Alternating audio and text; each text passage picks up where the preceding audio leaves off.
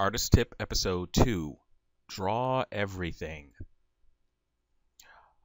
I see a lot of artists and a lot of young artists who are out there that want, because right now I'm doing some critique sessions over on my forum, and I see a lot of artists that get into this comfort zone of just drawing faces because you become good at drawing a face and you just keep drawing them over and over again. But if you're trying to tell a story or get into video games, do your own manga or graphic novel or whatever, then you're going to have to learn how to draw. Well, first of all, you're going to have to draw the whole human body, but you're also going to have to learn how to draw a little bit of everything.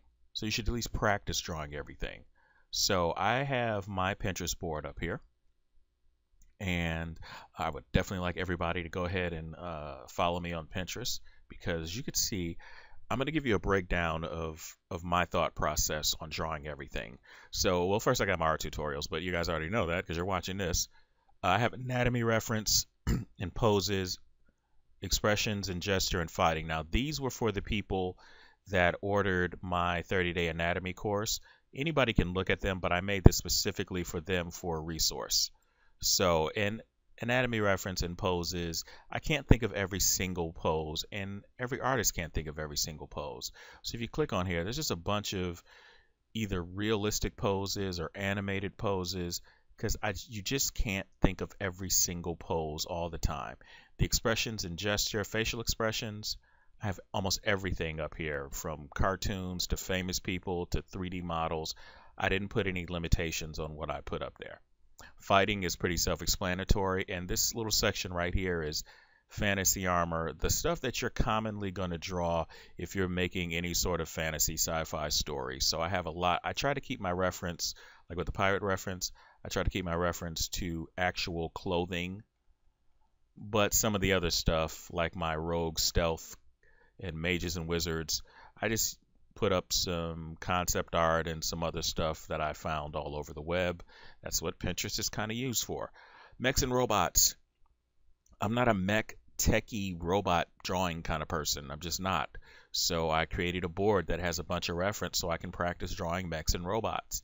I got sci-fi armor, because I can't think of every single armor combination up there. If you're doing a sci-fi story, you're going to have to draw some background characters. So I got one called Sci-Fi Fashion, and I got steampunk and dystopian, and I got pouches and bags, because I think they make the character, accessories and straps, and hairstyles. So these three right here, I often said that it would be a really good idea for someone to put together some resources that have different hairstyles and accessories and all the little accents that make a character a character. Well, obviously I have dragons and fantasy monsters.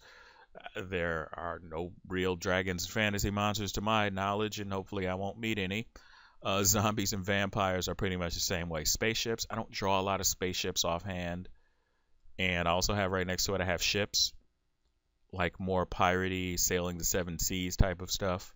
And so a lot of these guns and bows and arrow, I can't think of how to draw them just from my memory. I just can't. So I can use it that way. So I got a lot of castles and keeps here, and I got some foresty background stuff, drawing backgrounds and scenery. You can see I have that. I got horse reference if you're drawing any sort of fantasy story. I do a lot of fantasy and sci-fi, so I suck at drawing horses. Sorry, I do. I'm getting better at it though, because I created a board for it. I put bear reference because usually a bear is a really good archetype to make a monster off of. Sometimes it's just the bear, but sometimes, and I got some cartoon bears up here because I kind of like the way that they show a lot of the characteristics and movements of the bear, but also have some real bears up there too. So bears are good for things like trolls and gigantic monsters. If you could look at that bear anatomy, you'll see.